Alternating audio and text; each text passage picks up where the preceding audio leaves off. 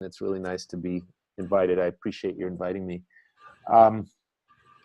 This is, let's see if I can switch this here. This is what I look like these days. Older than I used to be. You know, I can do the quickie background on me just to introduce myself. You know, I started out in the 70s essentially in an experimental psychology behavioral science program at Harvard with B.F. Skinner, and it quickly got me into educational applications where I did research and teacher training and trained master students in the 70s. And then one of my mentors, Og Lindsley, sort of kicked me into the corporate world. He said, you ought to take what you've been learning and take it into corporate training and development. And so I spent some years doing what we call fluency building kind of, or fluency-based kind of instruction and practice and coaching. And then I got very involved in, especially with sales and customer service enablement. But in the process, as you'll see, got quite influenced by Tom Gilbert and then by Joe Harless in the early 80s when I became involved in ISPI. And it's wonderful, by the way, to hear everybody, you know, hear you all volunteering and being participants in the chapter, because I started in the Boston chapter, and that was really my first contact.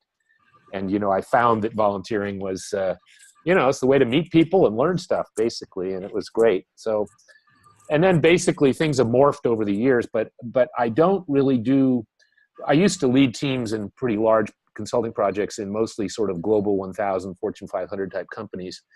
But for quite a few years, I've been basically teaching and certifying and coaching people to do projects with an occasional demonstration project in a client where they want to see how it would apply in different areas.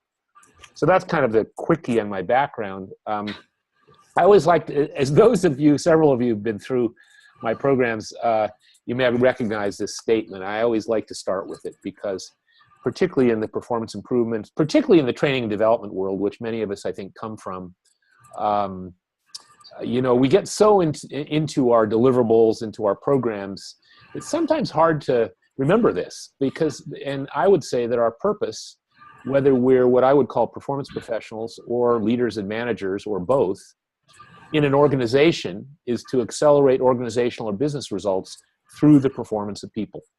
And that seems really simple, of course, but I think if we sort of can take our eye off the ball sometimes, as I say, and get so caught up in our programs and deliverables, we may sometimes forget that. And it's kind of interesting to hear that so many of you are involved in evaluation and measurement, starting with Scott and then a number of other people I heard, because I think that's historically been a weak area in many respects in our field. And, you know, it's great that people are involved with that. Anyway, that's where I always start.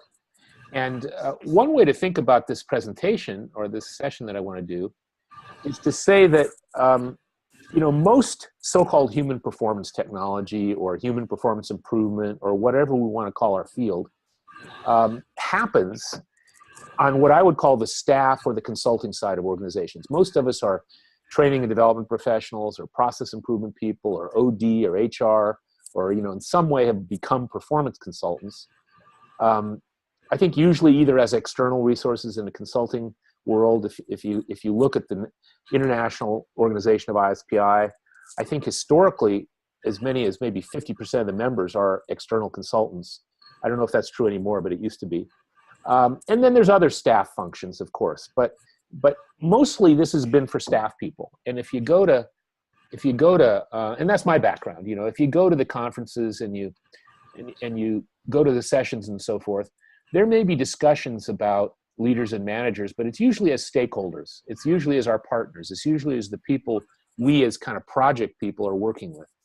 Now that may not be true with everybody in this group, I don't know, but that's kind of been my observation over the years. And so we're going to take a little shift tonight because quite a few years ago, I've been teaching people this methodology or approach that we call 6 boxes performance thinking.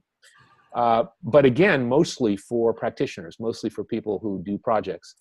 And so tonight we're going to shift and we're going to talk about how can you bring that to leaders and managers because, you know, as is perhaps rather obvious, there's a lot more of them than there are of us, you know?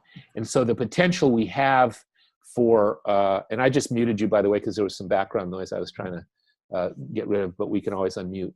But what I was going to say is that, you know, how do we engage those people, not just as partners or stakeholders, but actually doing it, actually, as the title of this thing says, actually themselves driving continuous performance improvement, or what these days people call talent development.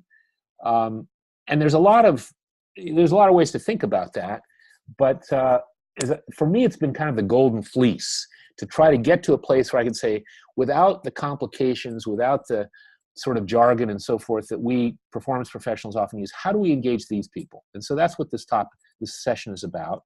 And let me just show you kind of an overview. Some of you already know about our approach, but I want to really provide a background and an overview of what we call performance thinking, or 6 boxes performance thinking. And, you know, the big message here is that if we take Gilbert and Harless to heart, and we focus on what Gilbert called accomplishments, that opens up an opportunity in all kinds of ways, and it makes it a lot easier for us to engage coaches, managers, and leaders, I believe. So I want to talk about that, and then kind of summarize, and I think we'll have quite a bit of time for questions and discussion. I can be a little long-winded, but I think if we've got till the next half hour, I think we'll have plenty of time to talk. So to kind of give you some context in history, as everybody probably knows, the field of performance improvement, but certainly my work, what we've come to call performance thinking, which is a phrase that our clients started using a few years ago, it's evolved from the work of a bunch of thought leaders. And there's a bunch of them, but the 3 that I like to highlight really go back to Dr. Skinner, my original professor, my original teacher in this field back in the early 70s. And, you know, what Skinner really said was, you know, he had a whole science of behavior, but basically what I learned from him, beside a lot of details, was that we could take a natural science approach to behavior.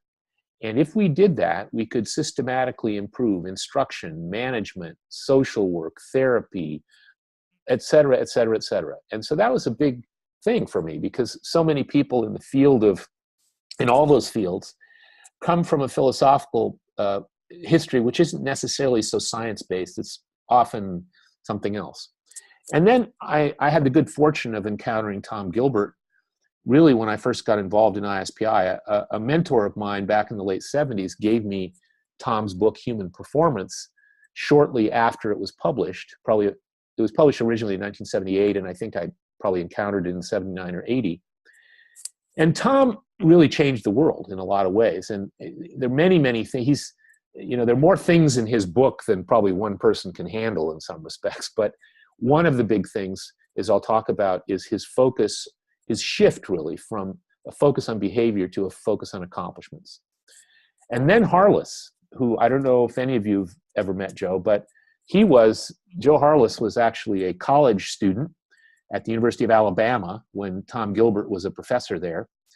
And Joe was hoping to play football for Bear Bryant, but he wasn't big enough or good enough, so he wound up instead tutoring Bear Bryant's football players so they could stay on the team. But Joe became a protege of Gilbert, and he really in many ways, he took Gilbert's work a lot further. And those of you, particularly, one of you guys I heard is from the Coast Guard, of course, and I don't know if the Coast Guard still uses Harless's programs, but Harless did a very, very systematic job of teaching people to focus on accomplishments in their analysis of performance, and then in his sort of big piece of work, ABCD, accomplishment-based curriculum development. And so those guys all had a big influence on what you're going to hear. But there was another person too, and in the early 70s or late 70s, I got turned on to him. And some people think this is just sort of a cheap marketing bit. And he wasn't really my teacher, but I started to be influenced by him in, as I say, the late 70s, early 80s, and that's Steve Jobs. And the way in which Jobs influenced me, was partly was the late 70s, early 80s. I was becoming sort of an entrepreneur. I was starting my own consulting business. And so Jobs, of course, at that time was a big-time entrepreneur that was all over the place, and everybody knew about him. But what was powerful about what he did, starting with the Apple II, really, when he packaged a whole bunch of technology into a product that ordinary people could use, and all of a sudden the personal computer was born. And then a few years later, when he led a team to create the Lisa and then the Macintosh, it was about making things simple. It was about making things easy to use. It was about making things accessible.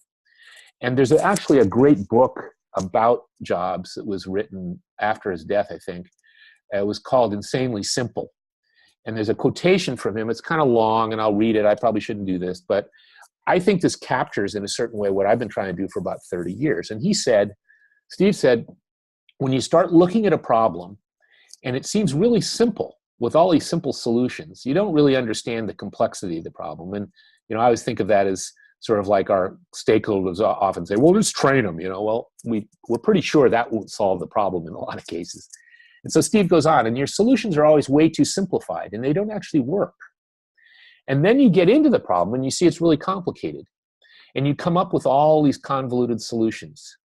And that's sort of the middle, and it's where most people stop. And the solutions tend to work for a while, but you can keep on going and find the key underlying principle of the problem and come up with a beautiful, elegant solution that works. Now, I certainly don't want to claim to be Steve Jobs, but I think that this captures what I've been trying to do for a really long time, which is to try to somehow take what in a friendly way, say performance nerds or performance geeks. Those of us who show up at ISPI chapter meetings are usually pretty into our stuff, right? To take what we know and to make it accessible to a much broader audience.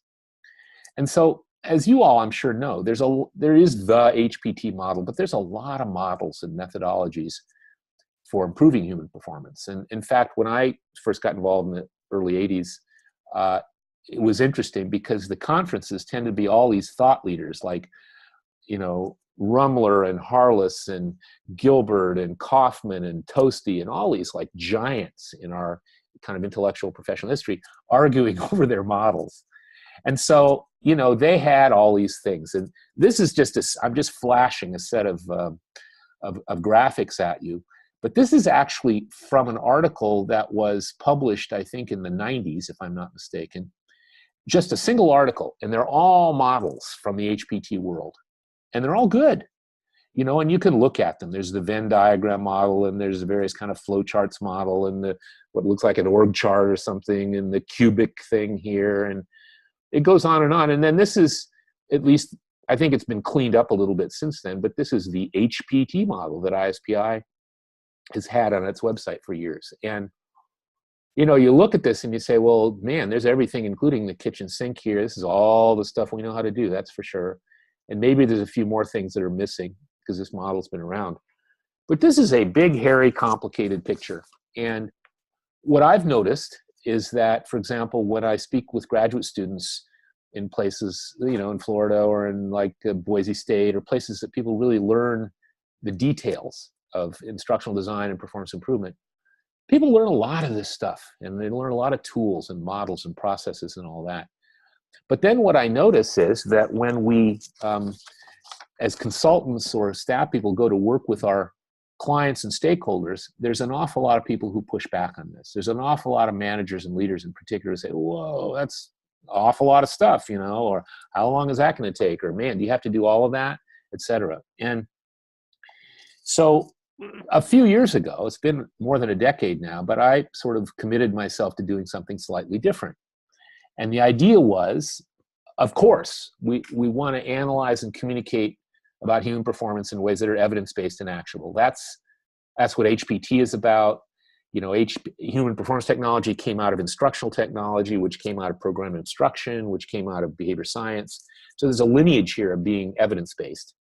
But the difference is that we wanted to use simple visual models and plain language because if we could do that, we could conceivably engage people across all levels and functions. We could engage everybody in an organization, not just us specialists.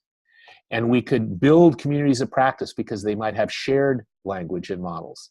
And we could then drive collaboration communication because people wouldn't be, you know, stuck in their verbal silos. They would actually be able to communicate across those.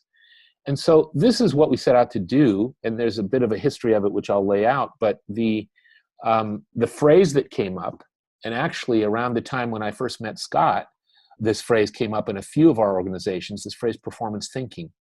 Because as you'll see, the models that we use, yes, they lead to a methodology, they lead to steps. There's a whole thing you do and some tools and all of that. But in the end, it's a way of thinking that can be applied in sophisticated ways and in fairly non-sophisticated ways. We can do big, hairy, multi-year projects and apply what I'm going to show you. And we can also have a quick conversation next to the water cooler in the office, and in 5 or 10 minutes, we can address a little problem. So it's a way of thinking. So what I want to do then is to lay this out a little bit for you, but maybe I'm hesitant in some respects to ask questions because it's hard to hear you or to probe for questions. But at this point, any comments or questions from anybody that, before I go on?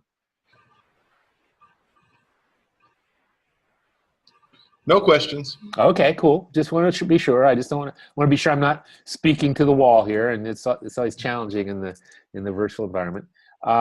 So if you boil it down, what we would say is, whatever your methodology is, whatever your job is, if you're going to improve performance, there's really 3 things you got to have some clarity about. And one of those things is, what is human performance? And that's kind of both generic in the sense of how do we define it? What are the elements, or what do we say performance is? And it's also, what is this human performance? In other words, if I'm in a project, or if somebody brings me a situation that they want me to address, like, what is the human performance here? How do we define it? And so that's the first thing. And if we were in the room and I had some flip charts and I'd ask you guys, usually what would happen in that kind of situation is I'd get people saying, well, it's producing results for the organization, or it's behaving in certain ways, or it's having achieving outcomes, or there'll be a lot of words in there. And so what we realized some years ago is, until we have a clear, consistent story about what performance is, it's a little bit hard to expect people to collaborate and really work effectively together. So that's the first question. And then the second question is, what influences human performance? And really that's mostly about, what are the possible interventions I have? What are the elements? What are the variables? What are my levers? And as I'm sure you all well know, for a lot of managers and leaders, train them is the first lever. It's like training. Okay, well, skills and knowledge are important, no question about it.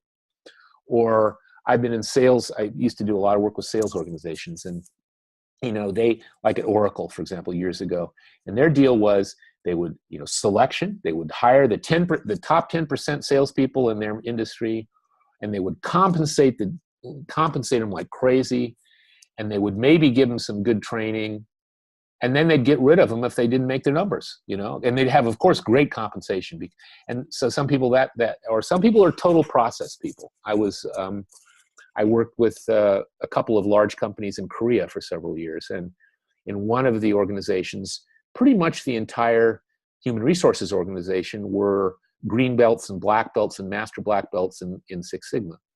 And so their view was always about, okay, it's about improving processes, or et cetera. So there's all these different things about what influences human performance. And what we need is a framework that takes all of them into account, I believe, so we know what the full set is.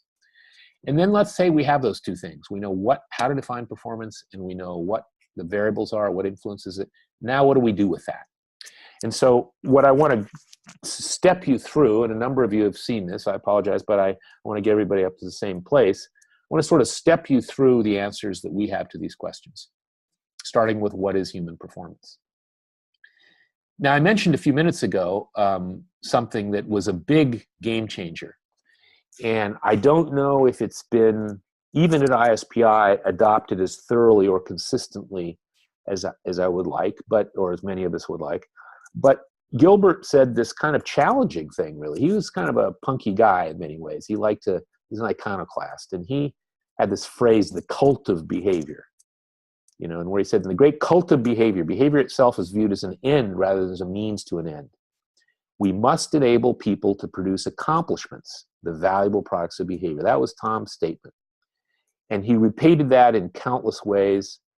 And in fact, recently I've been working with his widow, Marilyn Gilbert, who edited that book, who still lives here on Bainbridge Island, where I live, I went to her 92nd birthday last week.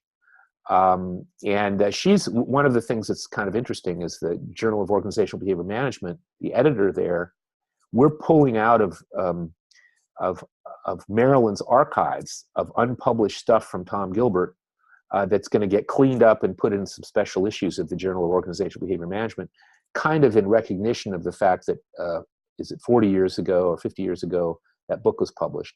But I guess it's 40. But in any case, this is a theme throughout all of his work, that we need to focus on accomplishments. And the field of HPT, in my view, was really founded on that. Now, there are those that would disagree, perhaps, and if we look at what goes on at ISPI now in particular, or in general, people talk about results and outcomes, and there's a lot of vocabulary about this, but people don't always agree about what they're talking about. But it was a huge paradigm shift, because even today, we may not be talking about just behavioral objectives anymore. An awful lot of organizations are talking about competencies, which in my view are even worse than focusing on behavior, because the way competency modeling first evolved was when a whole bunch of analysts interviewed and observed a bunch of top leaders, listed dozens, scores of important behaviors that leaders exhibited, and then sorted those into piles of categories of behavior, and then named those piles, so those clusters, and then those names became competencies. Well, from my point of view, competencies are therefore significantly abstract and removed from actual behavior. I used to think that the reason that most of my colleagues found it hard to really think about accomplishments, other than very tangible things like deliverables, widgets and documents and stuff, was that we were all trainers or we were all behaviorists or something like that. But what I think I actually believe now is that we as humans have always, we may not be precise about it, but we've always observed, talked about, considered, tried to change our own and other people's behavior. And so we've been sort of stuck in behavior for a long time. That's, I think, what Tom meant by the cult of behavior. The point is that if you want to really define performance, the way we approach it is to say that there are three elements in it. And it's really anchored in accomplishments. But what we say is that human performance is behavior that produces accomplishments that contribute to business or organizational or possibly societal results, if you take Roger Kaufman into account. And so I always like to use athletic models for this, or analogies, and they're really not analogies, they're real things. This happens to be the famous soccer girl, at least it's famous among a small group of people because we always use it. It also works in Europe because people know about soccer there. But anyway, she's behaving. If that were animated, you'd see she was doing something. She's kicking the ball. And so when she does that, the goal ultimately is a goal. That is an accomplishment. It's the ball in the net. And so that's the accomplishment, or as you'll see, what I call work outputs. And then the reason that's valuable is because it, at least in the soccer world, contributes to the analogous to business results, winning the game, the score. And of course, when we're really talking about professional soccer, it is a business result, winning the game. And we define those very precisely. We say that behavior is an action, and we use verbs to describe actions. And accomplishments are things, so we use nouns. And one of the things that I insist on is they be countable nouns, so that, for example, a widget or a report or a decision or an update or a recommendation or a plan, those are all countable things. In my book, information is not a good description of an accomplishment, because I don't know, I can't figure out if it's a good one or not. It sounds like it comes in buckets or hoses. And so I want something that I can identify as a unit that I can decide whether it meets certain criteria or not. So we say it's a countable noun. And there's a lot more behind that, but that's the general idea. And then business results. And there's lots of levels of business results, or you could call them organizational results. But what we always want to do is we want to connect the performance up to something that is an indicator for the whole organization. That the executives, that the stockholders, that the owners, that the stock market, whatever, would be looking at as success indicators. So there's lots of in-between results, things like cycle time in a process environment, and so forth. But we want to be sure that we can connect up people's performance to something that is an indicator of success for the whole organization. So this is our model. We say that a performance has these three elements. And again, I mentioned this before, but as you'll see in some of my graphics, I have the word work output. I use that phrase instead of the word accomplishments because what I learned some years ago was that a lot of people think, and even if you look in the dictionary, think accomplishments may just be the completion of behavior. And it's a nice word, it's a great word, but what I've noticed is when I'm teaching this to people, the word work output really sounds like a thing. And people don't make very many mistakes, whereas accomplishments can sound like simply the completion of a behavior. And I want to know what that behavior produces. So we use the word work output, as you'll see. But anyway, that thinking that I just laid out leads to this model we call the performance chain. And so we start with the end in mind. We start with business results. Or if you're, in the military or government or not-for-profit, maybe we'd call it organizational results. But you can see that list of examples underneath there, things like revenues, profits, market share, quality, et cetera. Those are measures, or they're actually not measures, they're things that we do measure that are indicators of the success of the whole organization. Now, some of you might be familiar with Roger Kaufman, who is another longtime performance improvement sort of guru, pioneer guy. And Roger talks about societal results. And so we could put that off even further to the right. He says that any effort ought to have also some alignment with societal benefit. But in any case, that's what we're trying to accomplish. That's why we're doing all this stuff. And so as a performance consultant, I will always want to start out talking to my client about why are we doing this thing or what's the issue here in terms of what's at stake for the whole organization. And so we'll talk about this and we'll figure that out.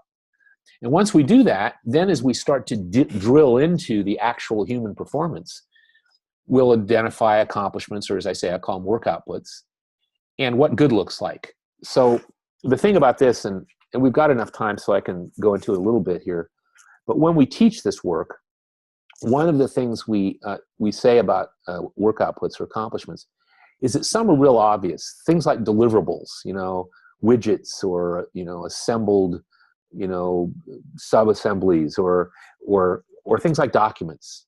Those are all pretty obvious.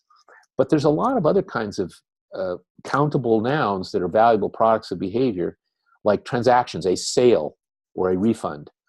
A decision takes a lot of behavior, but once that's finished, you have a decision, a yes or no, or a decision about how much you're going to spend, or a decision about who you're going to hire, whatever it is. And that's a thing. It's a very valuable thing in many cases.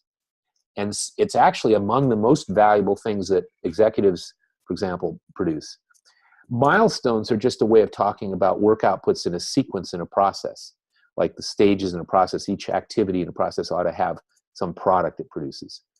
Progress indicators are even smaller examples of that. They came out of our work in sales, where we would have little things like in pharmaceutical sales, for example, prescriber or doctor shows by his body language that he agrees with a clinical statement I just made.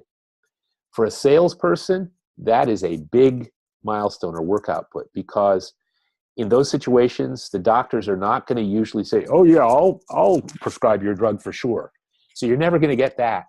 But you will get often looks, eye contact, body language, body movement that indicates that this guy just agreed with something you just said about your product. And that turns out to be an output of the salesperson's behavior, if you will.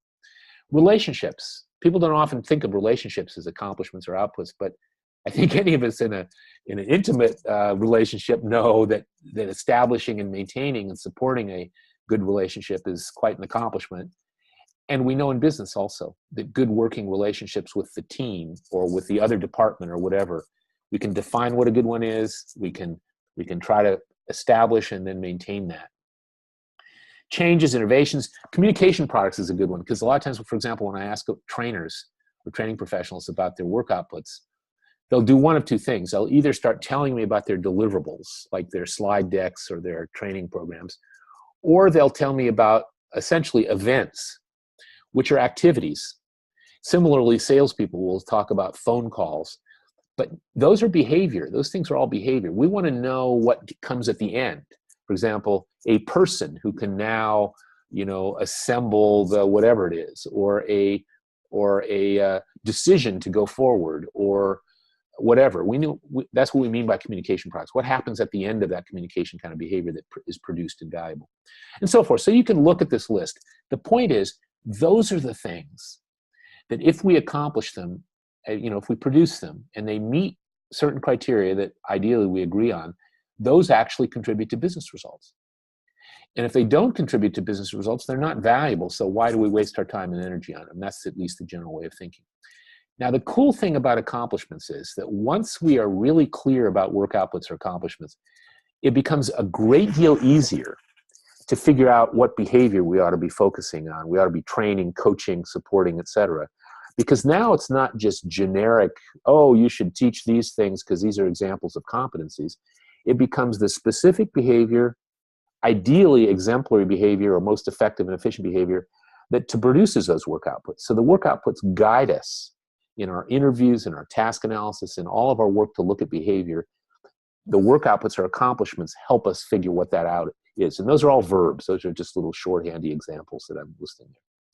And so these are the elements of performance.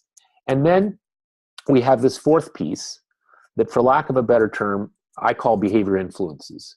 With my scientist hat on, I would probably call, variables or something.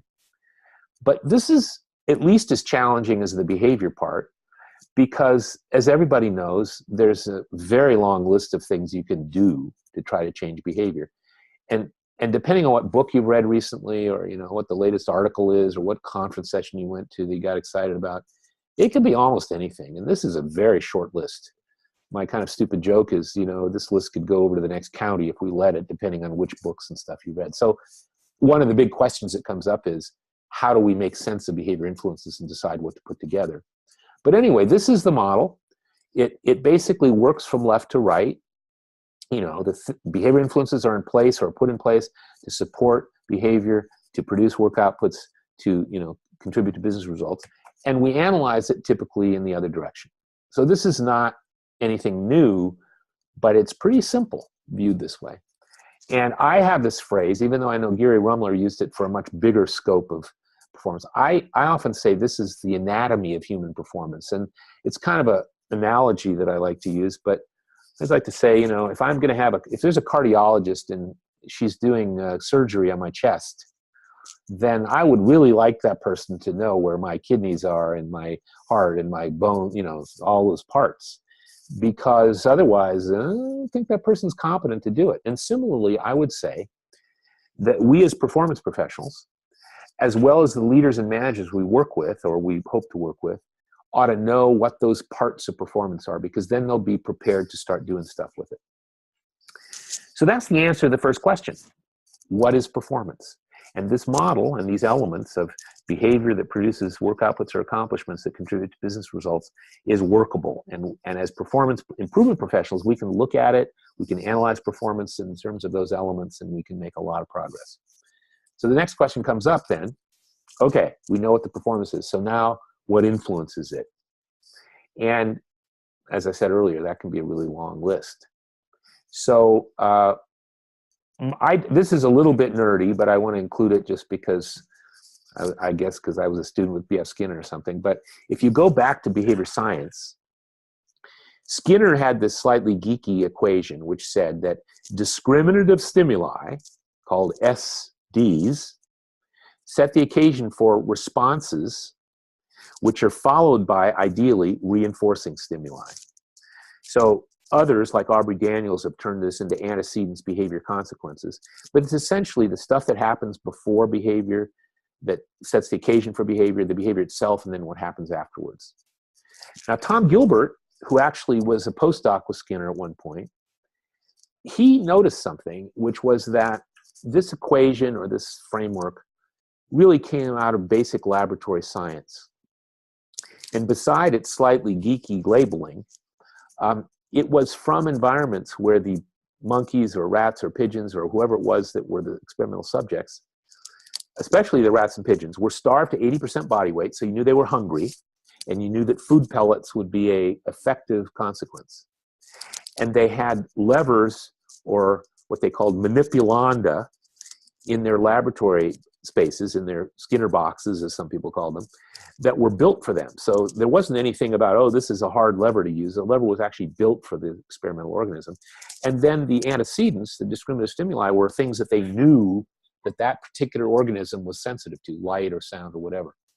But we humans are a little bit different than that. And so Tom took these three things, and he referred to them as information, Tom Gilbert, that is, response, the ability to respond or response, and motivation.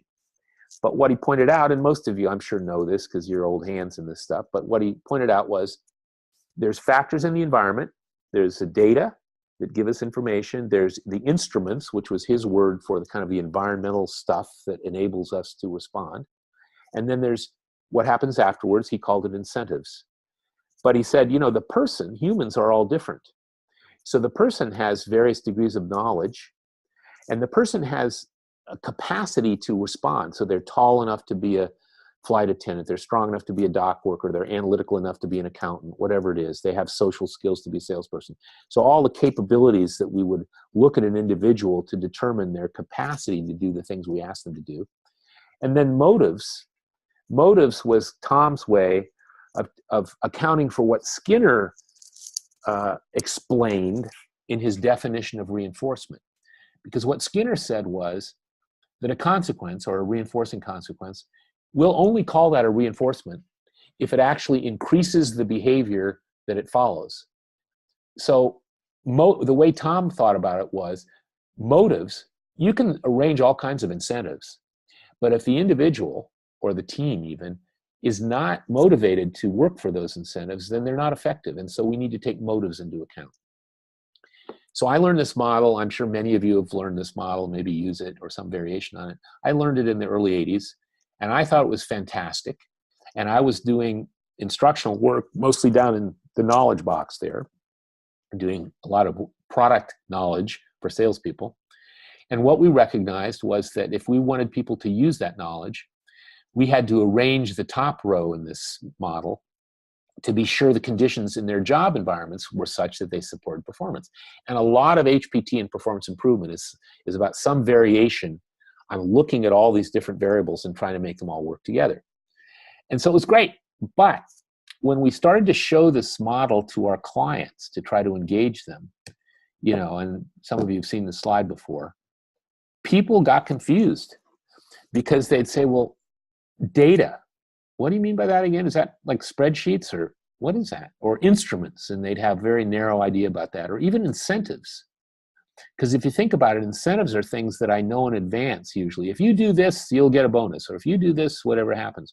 What about consequences like of a bad tool where you can't use the tool and so you're punished for even trying, so you work around it? I was just actually coaching a project today in a process where people work around, they don't comply with the process because certain steps in it are too difficult. And so there's a built-in punishing consequence.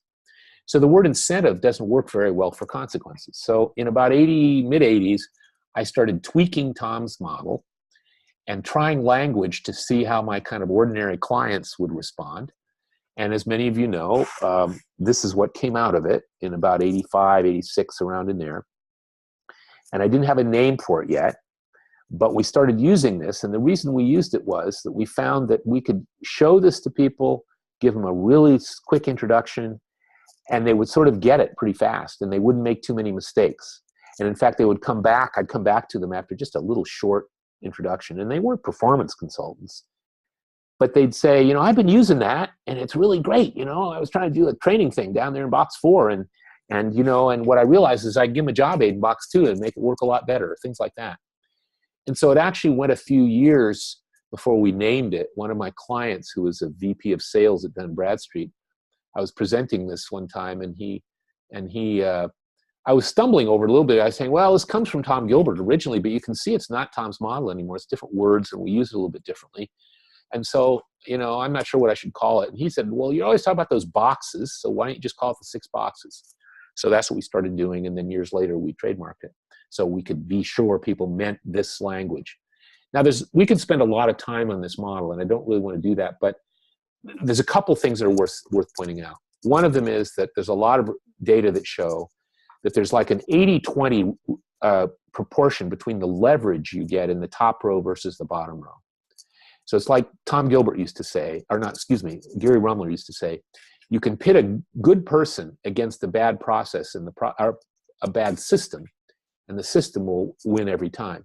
So if the top row, which is mostly the things arranged by an organization and management and so forth, is not working, we can train people till we're blue in the face. We can get the best darn people into new jobs we can, and we can be sure they really are excited about their job. And if we mess up on that top row, we're going to lose them. They'll probably leave or they won't be successful. That's one point. And then the other point is that the numbering system, for those of you who don't know about it, is based on leverage. Not importance, because they're all important. But what we know is that if expectations and feedback are not working, then there's not a lot you can do with the rest of those cells. If they're working, but you don't have time or the right process or the right tools, it's very hard to even make contact with the consequences. If there's no payoff for doing the right thing, then I can train you till you're blue, forever, and you may not do it. So this number is the rough order of leverage in this model. And there's a lot more we could say about it. But anyway, that's the model. And when we put that together with the performance chain, the 6 boxes model makes sense out of behavior influences. And this gives us a framework and a system for looking at performance. It's a little bit simpler than some of those pictures I showed you earlier. So this is the 2 models. They're plain English. There's, I think, 21 words here. They're pretty easy to understand or communicate. And so then the third question comes up. Okay, we got that. We know what performance is. Now what do we do with it? How do we analyze and improve it? And so we really just follow these models. We say, okay, we start out by being sure we know what's at stake for the organization. And then we take a look at the performance in question, and we figure out what the actual valuable work outputs are that are involved and how they relate to those business results. And then we say, okay, we know what the work outputs that are supposed to be getting produced here. If it's an existing performance, and if we're designing a new thing, we identify what we want the work outputs to be. And then we say, okay, let's figure out what the behavior needs to be to produce those. And it helps us makes a leaner program too, by the way, leaner intervention, because we're just focused on the behavior that's actually essential for those work outputs. And then for all you evaluation people, we say, okay, once those are identified, we can measure business results. They're lagging indicators, so we probably can't make many decisions very often on them, but we can measure that. We can surely measure behavior. It's costly. We got to either use a behavioral checklist or have somebody watching or whatever, but we can do it, and it's very helpful sometimes. And we can count outputs, which are often very tangible, and it turns out easier to monitor. But whatever our evaluation framework is, we can have some combination of these things for some part of the performance we're concerned about. Once we got that, now we can look at the behavior influences using the 6 boxes model, and we can analyze what's working and what's not in each of the cells. We can sort of brainstorm possible improvements, and then we can choose the combination of things that we think most cost effectively will support that desired performance. And then we can implement and measure, and we can tweak it over time for sustainment and for maximum effect. And by the way, because of the simple language here, we can share this language, and it's viral, and we can get our stakeholders talking this way. And particularly if we do multiple projects with them, by the 3rd or 4th project, they're already telling us what the work outputs are and stuff. We can actually engage them in a much deeper way than when we throw those big complicated models at them. So this is the essence of our models and our tools, and we teach people how to use this at various levels. Now, for a long time, this just happens to be our brochure on our practitioner program that Stephanie mentioned, but for many, many years, and I think most of the people in this room know, that this has been for performance consultants and staff professionals. And so it's been about how do we turn you into a practitioner? And as you can see on the little brochure thing there, usually it's training development people or specialists in certain areas, maybe HR and training people. They're different people, but that's been our focus. And if you go to ISPI, that's been the focus. And so what I've been trying to figure out is how do we enable managers and leaders to do this? And we do have one colleague, Roger Chevalier, who's been around for a long time, And he's got a book for managers, and he's tried to do this. But my take on his book, it's wonderful work, but I think it falls into the same too complicated category that some of the stuff we use as performance practitioners. So what about leaders and managers? That's really the deal. What can we do with people whose job it is to work with teams, to work maybe with departments, to maybe work with whole business units? What can we do for them? What how can we help them? Now, we started this exercise years ago, and you might find it an interesting exercise to do yourself at some point, which is to get in a room with people who are either managers and leaders, or for that matter, who are into leadership or management development. And we've asked these questions like, what do leaders do? What do managers do? And we do a brainstorm thing. And we get lists of stuff. And the language is, varies a lot. But what we tend to do is, this is just a bunch of these things, but you can read these. I know they're kind of, I don't know how big your screen is, so I apologize if this is not very readable. But you can look at this stuff and you can see, yeah, this is all good management stuff. You articulate a vision and set goals and give feedback and, demand tools and resources that work and, recognize desired behavior and send people to training, but don't assume training is a solution and all this good stuff. This is all, if you really stand back from it and look at it, these are all things which excellent leaders and managers can do, and the best ones do many, many, many of them. Now, though, you've probably guessed what I'm about to do, but what's cool about this is they all fit into the 6 boxes. And of course, people don't give us these things in lists that sort into the 6 boxes immediately. We have to go from our flip chart to this. But I will guarantee you that if you do that exercise with some leaders and managers or people responsible for them and get a bunch of stuff, you can sort most of that stuff into these. And so this makes clear something that is not clear to everybody. And that is that leaders and managers' jobs, to a very great extent, is to arrange and coordinate behavior influences for the people that report to them at whatever level. And so this is a slightly bizarre graphic, but presumably it makes sense to you. At the bottom, we have the people, the individual contributors. It could be teams or whatever, but they're the team members. And at the top, we have leaders and managers. And at different levels, all the way from the CEO on down, these people are about arranging conditions consistently in a way that supports performance and that also ideally supports employee engagement, which is a whole other topic that we could address if you were up for it. But so that's the way we think of what leadership and management is. And in fact, one of the things we say, if you talk about accomplishments and work outputs of leaders and managers, when we sit down with leaders and managers to identify their accomplishments or work outputs, an enormous number of leaders and managers' outputs are behavior influences for the people they lead and manage. So that gives you a way to think about what leadership and management is in a very sort of HPT-like way.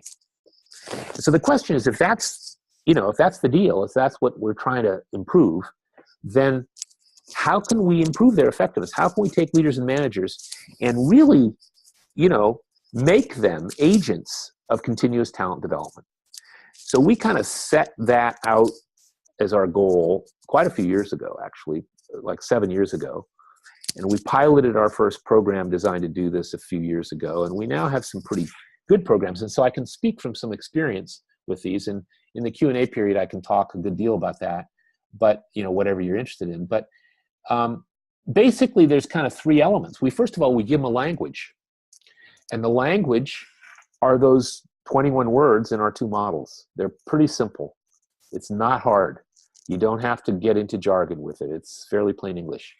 And it spreads. And then the second thing is we give them these 2 models. They're 2 rather simple visual models. You can easily learn to draw them on a whiteboard or the back of an envelope and talk about them. They're very simple. They're not hard to remember.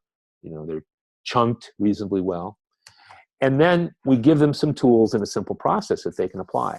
And so that's the rationale. But just like I was saying earlier about Gilbert and Harless, we start with accomplishments. So first of all, the reason we do this, of course, is it comes out of our heritage. I mean, the HPT heritage of Gilbert, Harless, and these other guys, Rumler, was they taught us about accomplishments. They taught us that's where the value is. And that's a big deal. And when you talk to your leaders and managers, if you show them the performance chain and you say, see, this is the stuff, the behavior itself is just costly because it's not the important thing. The important thing, actually, both of your behavior and other people's behavior, is if they produce accomplishments. That's what's important. And those accomplishments are valuable if they contribute to the organizational or societal results.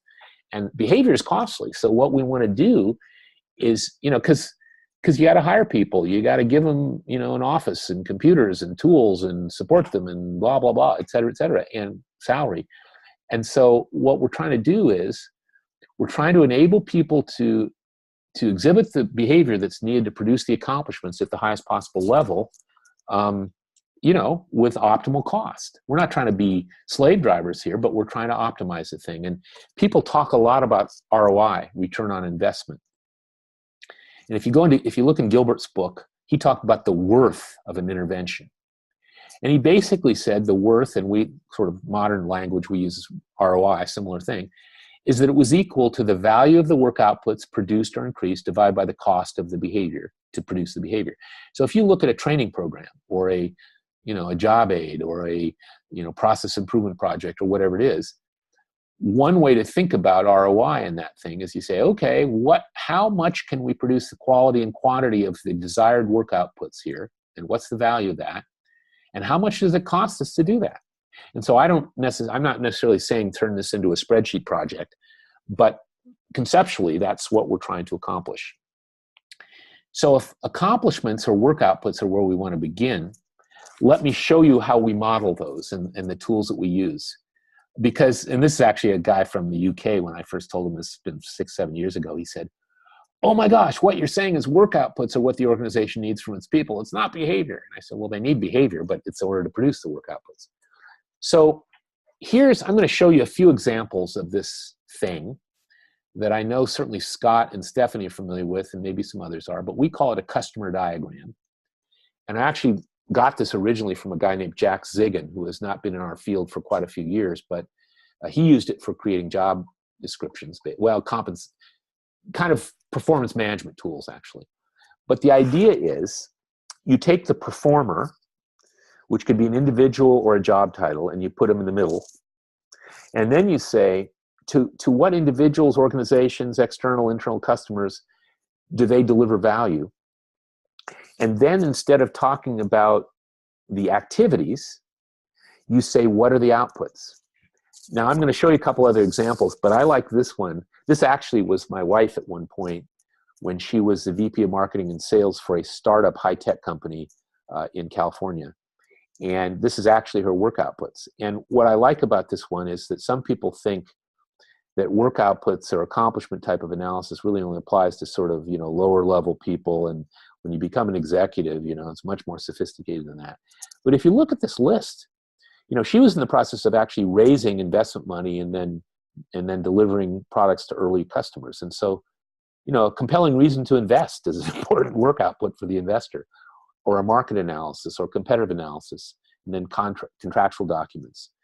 Or the product development team inside her company, she needed to deliver customer specifications from external customers. She needed to deliver competitor specifications and competitive analyses, et cetera. So you can look at these, and they're all countable nouns, and they're highly valuable ones. And this is most of what this high-level executive produced. Now we can go to another one.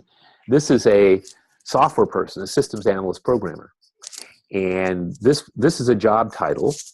And this was actually an analysis done in the project that I coached.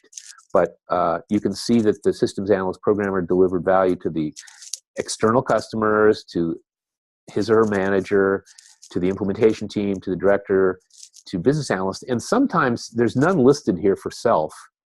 But it turns out that some of us produce things like calendars or checklists for ourselves that are actually very important and valuable work outputs because they enable other stuff. So here's an example of if you went through the exercise with the person in this job, you would come up with a list something like that. And then here's one more example. But notice there's a specific person's name here. And the reason I show this example is this is getting to what we teach managers and coaches and leaders to do. So if the manager of this person sat down with Mary Hansen and said, Mary, let's talk about your customers, who do you deliver value to? And Mary lists the HR business partners and the various departments and the VP and self and colleagues. And that's about it. Those are all my customers. And they say, okay, let's talk about each one. So what happens in this conversation, and we teach managers to do this, is that they identify the work outputs, the valuable contributions that Mary makes. And that conversation in its own right is enormously illuminating, usually on both sides. Usually Mary gets a lot clearer about her job expectations, and Mary's manager also gets a lot clearer about, oh, Mary, I didn't know you delivered that to the HR business partners. Oh, that's fantastic. So there's a lot of simply clarification coming up when you go through this exercise. And then, of course, once you go through this exercise, you can apply, you can figure out what behavior Mary needs to produce. You can see if there's any work outputs that need to be added to Mary's list, or if there's some that could be improved, and you can create a plan. Now, one of the things some of our colleagues have done, and this is really cutting edge right now, it hasn't been done thoroughly, and you probably can't see this worth a darn because it's too small. But this is, I have a client, Alpha Time in Dubai, which is a big family-owned Middle Eastern company that has tens of thousands of employees, and they have, I think, 75 businesses. They have, they have the Dubai franchise in Toyota. They have retail businesses. They have all kinds of businesses.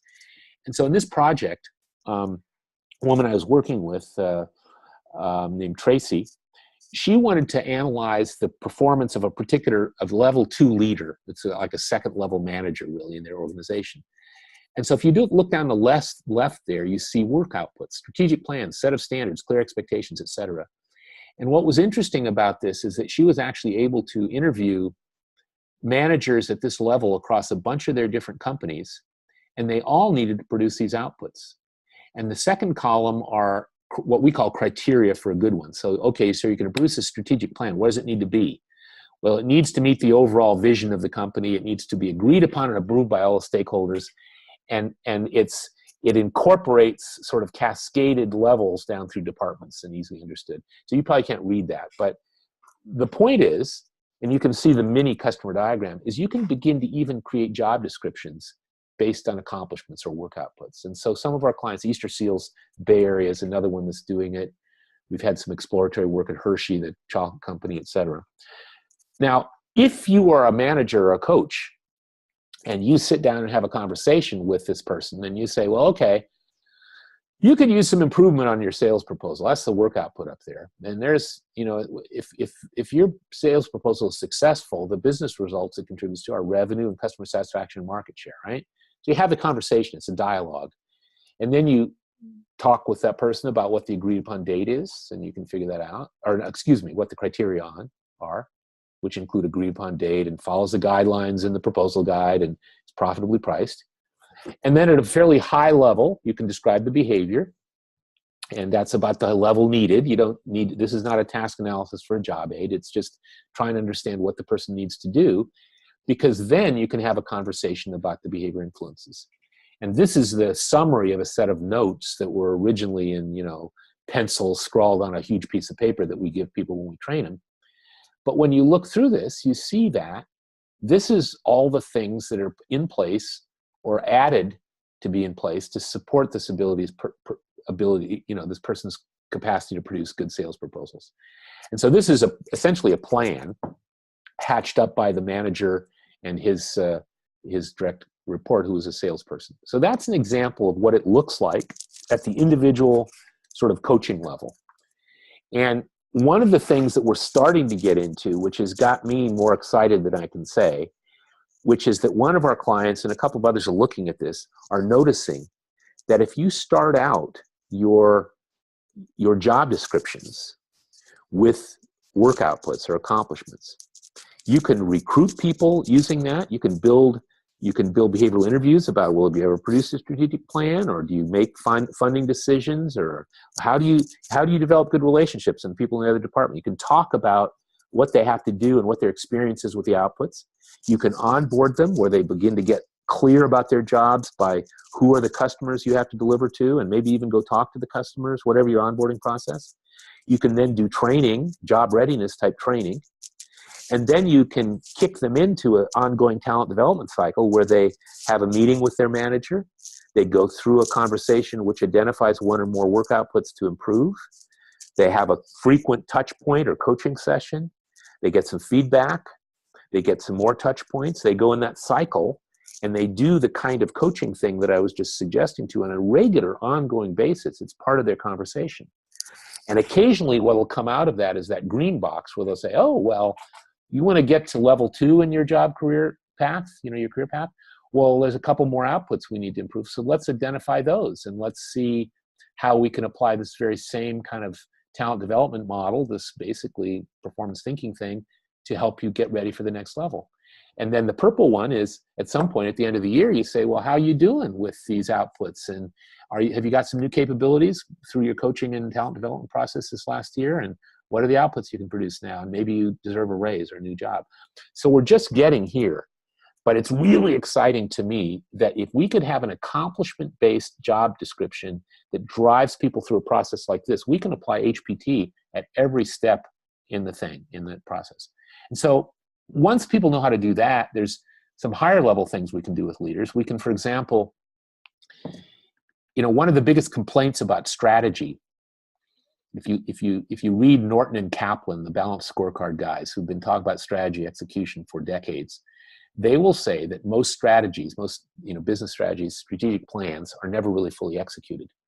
And so they have all kinds of recommendations about, having an office of strategic management and so forth. But we teach that if you've got a strategic plan, define your goal state. What do you want to get at the end in terms of major accomplishments, like, system in place, new departments up and running, branch offices, and, big hunks. Those are accomplishments. And then you can work back from those to define accomplishments. Who needs to produce what? And again, you can apply performance thinking to each level of those things. So that's an application where if people learn this core accomplishment-based performance improvement thing, they can apply it at a pretty big time level. Or if you're doing employee engagement planning and maybe you didn't do so well on your Gallup score this year or whatever, you can use the 6 boxes. And I didn't put any slides in about this, but I don't know how many of you know about the Gallup Employee Engagement Survey, but if you look at the 13 items in that survey, they sort beautifully into the 6 boxes model. And it supports what I've been saying a long time before we even ever saw the Gallup thing, which is that that really employee engagement is about getting, for your individuals and the teams working for you, all of those behavior influences in place so they're working together and they're positive. And that's a really big deal. And so that's a whole nother application. And then just another application is process. One of the failures in a lot of process work, 2 things. One is that people often don't define the work outputs or accomplishments that need to be produced at each step in the process. They do a good job of the final product, but they often are not very clear about what output gets passed from step 1 to step 2 to step 3. So if you get crisp about that, you can measure and diagnose better. And if you then look at the behavior needed and use the 6 boxes to drive that behavior, you can do the other thing that process people often don't do so well, which is to actually, instead of just dumping everything into the human factors box, you can actually arrange conditions to optimize the human performance. And, my stupid joke with process people is, these processes are great if it weren't for the darn people. And we can help address that as performance improvement people using something like this. So a couple other things, just some takeaways, and then I want to have a few minutes for conversation. We can teach leaders and managers to identify accomplishments. And I think that is the core to all of it. That's the main message I want to give you. If we can shift them to looking at the valuable products of their people, then they can start to coach people about how to improve their ability to produce those. We can define individual and job title performance expectations with those accomplishments.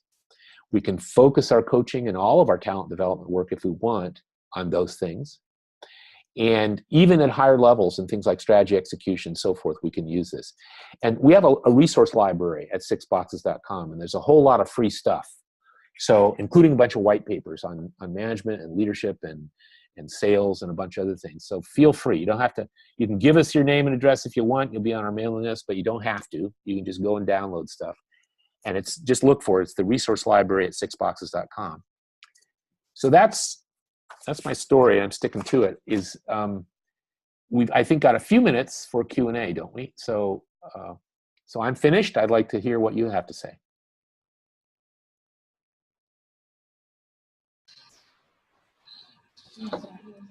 Hey, this is Scott. So you go out and you train all these managers, and you go back 6 months later.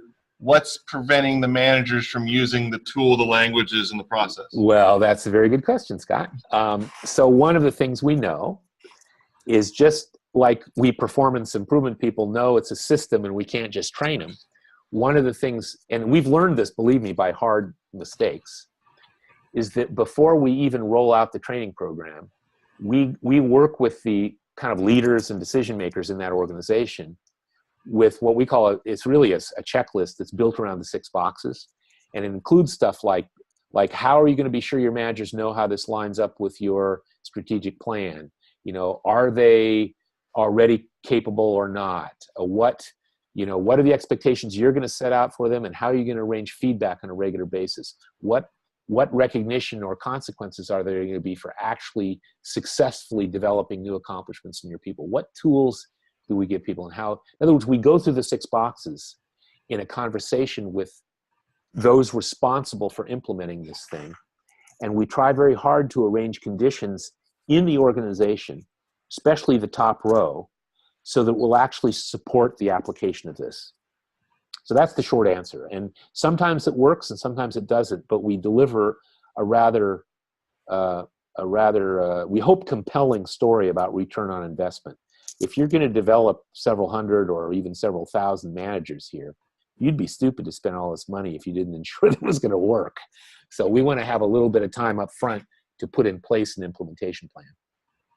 Does that make sense? Is that at least work? No, that's kind of what I would probably do too. Yeah, we practice set up what the we manager's preach. success. Yeah. I mean, I did performance consulting, and I ask the manager what they do all day, and they go, well, I spend my whole day answering email, and I'm like, yeah, that is not one of the outputs that helps your team perform, and that's usually it was that manager who came to me and said, I need find out what my team isn't doing right. Now the interesting thing about that though, Scott, is actually emails are a great vehicle for setting expectations and providing feedback, and even a tool if used properly. So if they get it, if you teach them what I just kind of give you the overview of, then you can say, okay, well, what's the most leverageable way to use your emails to provide feedback, set expectations and stuff? But if it's just random, reactivity, you're right. Or as our client, Amgen is one of our biggest clients, and they've developed like about 150 performance consultants worldwide using our model, our program. And they talk about beware managers who stay in their office, which I think is a really good way to put it, because you got to be out there managing those behavior influences. Good question. Any more? Any other comments or questions? Yeah, Carl, this is Mark Powers. Hi. I just, that's not a question, but probably a question for you. Can you get a little bit closer to the mic or something, just because I'm having a hard time hearing? Talk to me where I'm at. I'm just going to walk around, and if I get to hear something that sounds like it. That's pretty good. I can hear you much better right now. All right, good. So, as I mentioned before, I work in the supporting the nonprofit community, mission-centric human services, stuff like that. Great. Okay. And they're all about societal consequence, societal impact. Yep. Mm-hmm. And of course, what they measure are beds and needles and things like that. Sure. But I just want to kind of underscore, one of the terms that you used pretty frequently. You talked about accomplishments contributing to business results. Mm-hmm. And this is something that I have to work with my clients and non-paying clients, quite a bit. Yep. In understanding that there are outputs that are under their control, but the true outcomes of societal impact, most of that's not under their control. It's at the will of the individual they're trying to serve. It could be some other organization that's helping them out. Right. Fair enough. It's interesting. But for me, the takeaway here is I think I picked up some terms. the model and some language, Yep. you might help illuminate that for them. So thank you for that. Well, you're right, and there's a couple things about that. One of our biggest successes actually in the implementation of our management program, which was Easter Seals Bay Area. And they're not huge. They've only got about 800 employees, but they've got a few hundred that have been trained in the management program. And to some extent, they suffered from not implementing as effectively as they could, but they still had a huge impact. And so those people are all highly motivated. In this case, they serve families with kids with autism or on the spectrum. And so they're most of the people in that organization are highly motivated to make a difference. And like you said, that they don't necessarily have control over all the variables. But one of the things I've learned is that, people try to say, well, you should change your behavior in the following way because it'll have a big impact. It is pretty sketchy to connect behavior to either organizational or societal results. It's an awful lot of hand waving and hot air. But usually when I say, one of the things we ask people to do is say, okay, take this accomplishment or this work output. This could be as simple as a completed form, or a accurately, collected data set, or a report, or whatever it is. Or it could be like a relationship or a decision. But when you have a thing, it turns out it's not usually rocket science to figure out how it potentially contributes.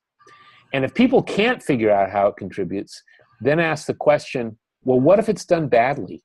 Or what if it's not done at all? And then they say, oh, well, we'll have terrible customer satisfaction, or we'll have quality problems or whatever. So what I've learned is the reason we connect that line from outputs or accomplishments to results is because most ordinary people with just a little bit of thought can connect outputs to results much better than behavior to results. So that might help you too a little bit in those conversations.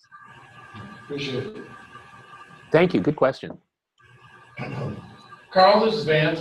Hi. I do a lot of performance consulting where we're presented with a problem, and normally the form of the question forces us into a series of questions or a series of analyses that are defined by the framing of the question itself. Yeah, good point. Okay, yep. So we typically use to form fit our solution analysis solution sets into human performance, and then we branched out into process, and that's where we got into Lean Six Sigma, theory of constraints, that kind of Sure. thing. But we realized after long experimentation that even if you have the right people in the right job with the right 6 boxes, and the processes are working the way they should, your outcomes can be derailed by lack of trust in relationships. So we instituted a series of almost intervention steps that involved a lot of Covey and a lot of fifth discipline. The speed of trust and stuff, right? That Exactly. story. Yeah, absolutely. Yep. So I was wondering if you have other suggestions that may fit into that realm of Maybe I do. Let me say a couple things because I think that's a cool area. First thing is, a relationship, as I said earlier, can be defined as an output or an accomplishment. And the first time I really got that, I started saying that years ago, but at Microsoft in about, 2004 or something, maybe 2005 or 6, someplace in there, I was working with heads of different software development teams, like user interface people, testing people, et cetera, et cetera. And when we were trying to figure out the outputs or the accomplishments of successful managers at a certain level, one of the outputs was a good working relationship with managers of the other teams. And they defined the criteria for a good one in their case. I forget what all of them were, but I think they were mutual confidence in the other person's professional expertise. We could trust that this guy's competent, and that was acknowledged on both sides. Timely communication, so they would be responsive to emails, phone calls, texts, and stuff within maybe 24 hours, and we'll work toward shared goals, actively work toward shared goals. And there might have been one or two others, but once those criteria for a good relationship were defined, it was dramatically easier for people to say, well, 4 out of the 6 guys that I've got these relationships with are working okay, but a couple of them don't quite meet the criteria, so I'm going to try to improve that. So that's one thing, which is that the actual defining the criteria for a good relationship might help clarify some of the stuff. But the other thing is, I think something Don Toasty might have taught me. I don't remember who it was, or maybe I just figured it out. But if you think about the 6 boxes model, trust usually comes out of the relationship between box 1 and boxes 2 and 3. So if we agree on some expectation, or you set some expectation for me, and you follow up, you actually give me the resources you said you were going to give me, or you put in your part, or you recognize when I get it done. And if that's consistent and positive, that's what builds trust. And so you can, I believe, it may seem a little engineering-like, but you can actually, and I even think if you take, I'm not an expert on like Stephen Covey and stuff, but I think if you take most of the conversation that goes on about trust, I think you can analyze the recommendations down to sort of reliable, positive relationship between expectations and feedback, and then both the resources that are provided and the consequences that come up. What do you think about that? Does that make sense? I like that approach. I really like the idea of establishing mutually understood criteria. Yeah. To use the relationship as an output. I appreciate it. Yeah. Well, and as both Scott and Stephanie, who've been through versions of our programs, will say, would probably agree, the criteria in some ways, we once you define outcomes or outputs or accomplishments, we insist that people define what a good one is, the characteristics of the thing that make it good. And that's sometimes the hardest part. But the thing is, it's enormously powerful, because if you and I can agree on what a good one is, and it's fairly obvious, where there's not open to wide interpretation, then we're all going in the same direction. You get all these things called alignment and so forth. And with respect, to relationships, that's obviously, I mean, I think about personal relationships too, You mean we're going to the football game this weekend? I thought we were going to see mom, or whatever. I mean, there's all these expectation things that happen in relationships. And if you can get real clear about them, it makes a big difference. So anyway. Thank you. Very helpful. You're welcome. Yeah.